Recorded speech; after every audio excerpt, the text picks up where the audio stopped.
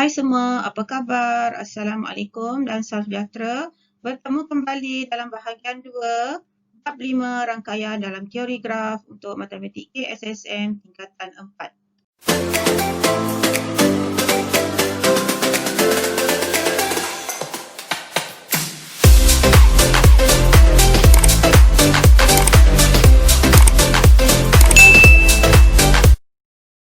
Video ini merupakan bahagian 2 bagi tajuk rangkaian dalam teori graf.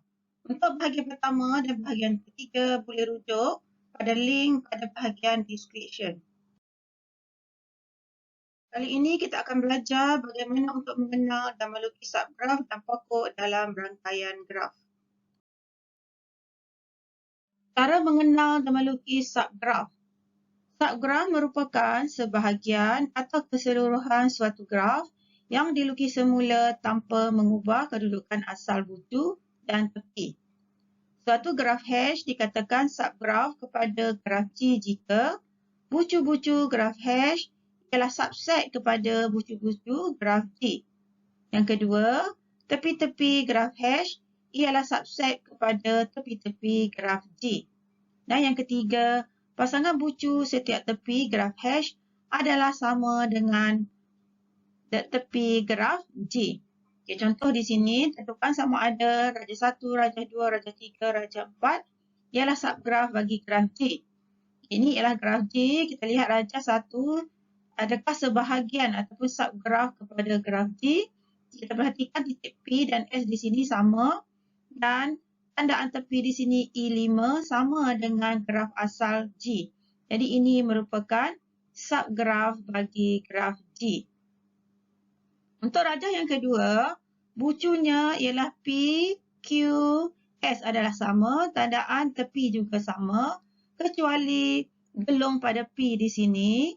Sebenarnya pada graf G yang asal gelungnya ialah pada Q, sedangkan pada rajah 2 gelungnya pada P, jadi berbeza dengan yang asal, maka rajah 2 bukanlah subgraf bagi graf G. Yang ni bukan. Yang ketiga, bucu P, bucu S sama, bucu Q sama, gelung pada E, gelung pada Q juga sama, tandaan gelungnya, tepinya sama, E2. Cuma tandaan tepi pada bucu P dan S di sini E3, sedangkan asalnya ialah E5. Oleh kerana berbeza, maka ini bukan subgraf bagi graf G. Yang keempat, bucu P, Q, R dan S adalah sama. Tandaan tepi sama E1. Okey, di sini kita lihat ada perbezaan E2 sedangkan asalnya E3. Yang lain sama. Yang di sini juga berbeza. Di sini E3. Sedangkan asalnya E2. Oleh kerana ada perbezaan daripada graf G yang asal, maka ini bukanlah subgraf bagi G. Jadi untuk raja 4, jawapannya bukan. Jadi secara ringkasnya, suatu bucu dalam graf G ialah subgraf bagi graf G. Suatu tepi dalam graf G bersama bucu-bucu yang dikaitkan ialah subgraf bagi graf G. Dan setiap graf ialah subgraf kepada dirinya. Cara mengenal dan melukis pokok. Pokok suatu graf ialah subgraf bagi graf tersebut dengan ciri-ciri berikut. Yang pertama, graf mudah iaitu tanpa gelung atau bilangan tepi. Yang kedua, semua bucu mesti berkait. Yang ketiga, bilangan tepi sentiasa kurang satu daripada bilangan bucu. Kita lihat raja yang pertama di sini, tiada gelung ataupun berbilang tepi. Semua bucu adalah berkait, tiada yang terpencil. Dan setiap bucu boleh dihubungkan dengan satu cara sahaja. Sebagai contoh, E di sini hanya melalui D sahaja boleh sampai ke bucu E dan tiada cara yang lain. Dan kita perhatikan juga bilangan bucu di sini ada 5, bilangan tepinya ada 4, iaitu berkurang 1 daripada bucu. Jadi ini memenuhi syarat untuk pokok. Jadi raja 1 merupakan pokok untuk graf. Satu contoh pokok. Raja 2 pula, kita lihat di sini tiada gelung ataupun berbilang tepi. Namun, setiap bucunya berkait antara satu sama lain. Tetapi perhatikan pada E di sini, kita lihat untuk sampai ke bucu E lebih daripada satu cara, iaitu boleh melalui B terus ke E ataupun daripada B boleh melalui C, seterusnya melalui D dan boleh sampai ke E. Memandangkan di sini ada lebih daripada satu cara, jadi ini bukan merupakan pokok bagi suatu graf. Contoh pertama, kenal pasti sama ada pokok atau bukan pokok untuk rajah di bawah. Berikan justifikasi anda. Okay, rajah A, kita kira dahulu ada berapa bilangan bucunya. Di sini ada 1, 2, 3, 4, 5, 6. 6 tepinya ada 1, 2, 3, 4, 5, 6, 7. 7. Memandangkan tepinya melebihi 1 daripada bucu, ini bukan merupakan pokok. Dan kita perhatikan juga setiap ada bucu yang boleh melalui lebih daripada satu cara. Yang boleh dilalui oleh lebih daripada satu cara, ini juga bukan merupakan suatu pokok. Rajah B, bucu ada 1, 2, 3, 4, 5, 6. Tepi ada 1, 2, 3, 4, 5, ada 5. Ini merupakan suatu pokok kerana bilangan tepi berkurang satu daripada bucu. Dalam masa yang sama, setiap bucunya dikaitkan dengan satu tepi sahaja. Jadi untuk B merupakan suatu pokok. C pula, bucunya ada 1, 2, 3, 4, 5, 6. Tepinya ada 1, 2, 3, 4, 5. Tepi berkurang satu daripada bucu, ini merupakan satu syarat untuk pokok. Dan kita perhatikan juga bahawa setiap bucu dikaitkan dengan satu tepi sahaja.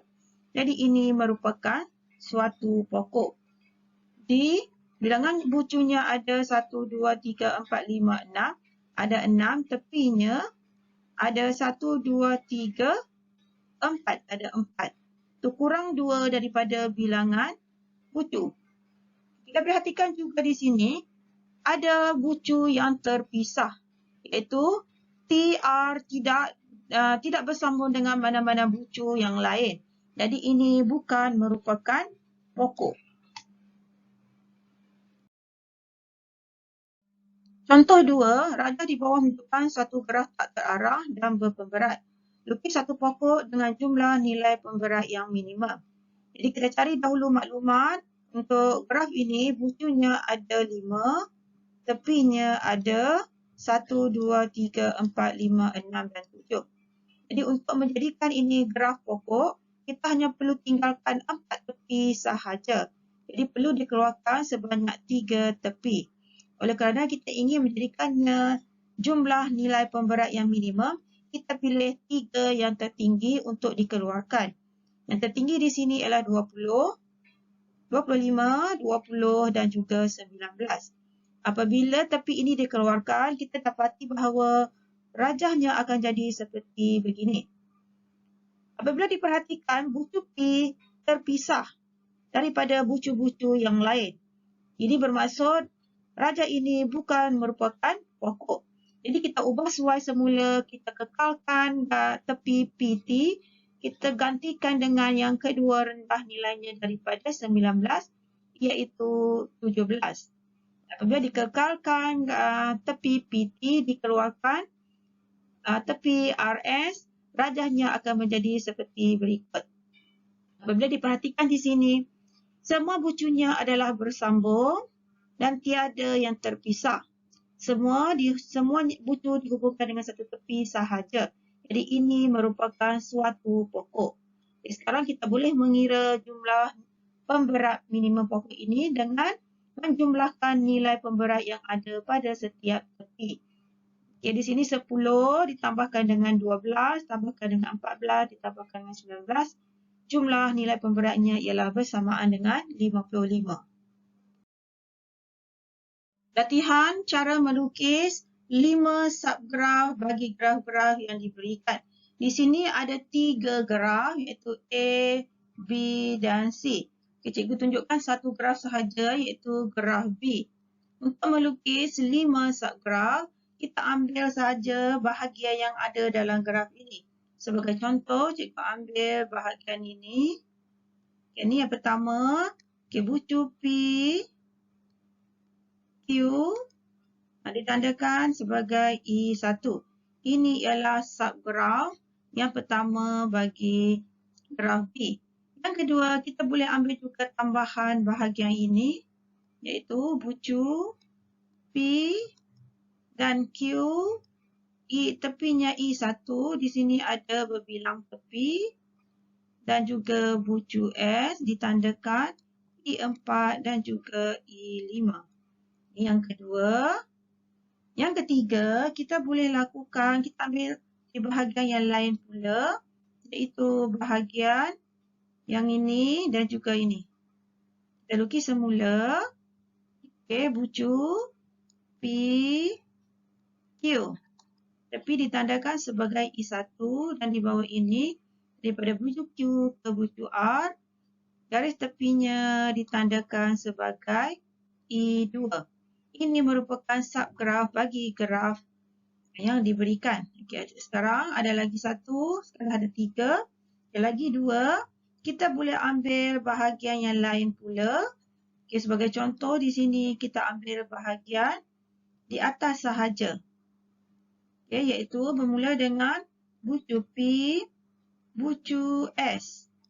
Kita sambungkan garis berbilang tepi di sini ditandakan sebagai E4 dan juga E5. Ini juga merupakan subgraf bagi graf yang diberikan. Dan satu lagi, kita boleh juga ambil bahagian yang lain. Sebagai contoh, kita ambil bahagian ini. Jadi untuk melukisnya melibatkan dua bucu, iaitu bucu S dan juga bucu R. Garis yang menghubungkan antara kedua-dua bucu ini ditandakan sebagai tepi ini ditulis sebagai E3. Ini juga merupakan subgraf bagi graf yang diberikan. Jadi cukup 5 subgraf daripada graf. Jadi untuk rajah A dan C, pelajar-pelajar boleh mencuba melukisnya. Sebelum cikgu meneruskan untuk latihan yang berikutnya, jangan lupa tekan butang like dan subscribe bagi yang belum. Okay, sekarang soalan nombor 3. Kenal pasti pokok dan bukan pokok daripada rajah-rajah di bawah. Untuk menentukan satu rajah itu pokok atau bukan, bilangan tepinya sentiasa kurang satu daripada bucu. Itu tepi kurang satu daripada bucu. Kita perhatikan pada A, bucunya ada 4, tepinya juga ada 4, sama banyak. Jadi ini bermaksud bukan pokok. Untuk B, bucunya ada 5. Tepinya kita lihat di sini banyak, bermaksud melebihi 4. Jadi ini bukan pokok. Untuk C, bucunya ada 1, 2, 3, 4, 5, 6, 7, 8, 9. Ada 9. Tepinya ada 1, 2, 3, 4, 5, 6, 7, 8. Tepinya berkurang 1 daripada bucu, bermaksud ini merupakan rajah pokok. Jadi ya untuk C. D pula, bucunya ada 4. Tepinya juga ada 4. Sama banyak. Jadi ini bukan merupakan rajah pokok. Seterusnya, nombor 5. Lukis dua pokok berdasarkan graf yang diberikan. Kita perhatikan dahulu di sini. Bucunya ada 4. Jadi untuk memastikan rajah graf yang pokok bagi rajah ini, bagi lukisan ini, kita perlu melukis hanya 3 sahaja sisinya. Jadi untuk rajah A ini kita boleh mulakan dengan melukiskan bucu terlebih dahulu. Bina 3 tepi yang bersambung dengan setiap bucu. Di sini 1, 2 dan juga 3. Ataupun kita boleh buat bentuk yang lain, iaitu kita sambungkan bucu di sini 2 dan juga 3. Untuk rajah B pula, bucunya kita perhatikan ada 1, 2, 3, 4, 5, 6. Ada 6, jadi tepinya sepatutnya hanya ada 5 sahaja. Jadi untuk melukiskannya, kita lukiskan bucu yang wujud. Dan kita lukis hanya 5 sahaja tepi. Mulakan di sini 1, pastikan semua bersambung. 2, 3, 4 dan juga 5. Ini satu, pokok. Yang kedua, kita boleh lukiskan bentuk yang lain pula. Lukiskan bucu terlebih dahulu. Kemudian, kita sambungkan tepinya. Di sini tepi sepatutnya 5, kita sambungkan 1, 2, pastikan bersambung. 3, 4 dan juga 5. Jadi sekarang siap untuk 2 pokok bagi setiap graf yang diberikan. Latihan melibatkan satu graf tak terarah dan berpemberat. Soalannya, lukiskan satu pokok dengan nilai pemberat yang minimum. Kemudian, berapakah jumlah pemberat minimum? Daripada graf yang diberikan di sini, ditandakan nilai pemberat dan juga bucu-bucunya. Jadi, untuk melukis satu pokok, kita kira terlebih dahulu berapakah bilangan bucunya. Di sini bucunya ada 1, 2, 3, 4, 5 dan 6. Bucunya ada 6. Tepinya ada 1, 2, 3, 4, 5, 6, 7, 8 dan 9. Jadi untuk melukis satu pokok, nilai tepinya perlulah kurang 1 daripada bucu. Itu kita perlu melukis hanya 5 sahaja. Memandangkan di sini ada 9 tepi, jadi kita perlu keluarkan, hilangkan ataupun buang 4 tepi. Jadi untuk mendapatkan jumlah pemberat minimum, kita keluarkan nilai pemberat yang paling besar. 4 nilai pemberat yang paling besar di sini ialah, kita mulakan dengan nombor yang paling besar, 42, 38, 36 dan 34. Maka bentuk graf yang terhasil adalah sebegini. Jadi kita perhatikan di sini, kita lihat ya, bucu kekal 6, tepinya ada 1, 2, 3, 4 dan 5. Sebab itu kurang 1 daripada bucu. Bermaksud ini merupakan pokok. Okay, dalam masa yang sama, kita lihat bucunya semuanya bersambung. Okay, dengan garis tepi.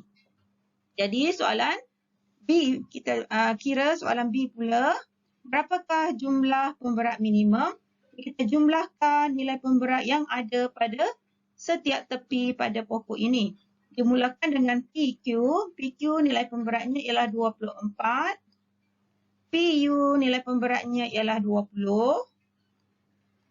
US nilai pemberatnya ialah 32. TS nilai pemberatnya 30. Dan akhir sekali SR nilai pemberatnya ialah 18. Jadi apabila dijumlahkan nilainya bersamaan dengan 124. Ini merupakan jumlah pemberat minimum bagi pokok yang terhasil daripada graf ini. Selesai sudah video pembelajaran untuk bahagian 2. Bertemu lagi pada bahagian 3 bagi tajuk rangkaian dalam teori graf. Pada bahagian 3 nanti kita akan belajar tentang penyelesaian masalah melibatkan rangkaian. Doakan semoga Allah memberkati usaha cikgu dan jangan lupa tekan like dan subscribe sebagai tanda sokongan.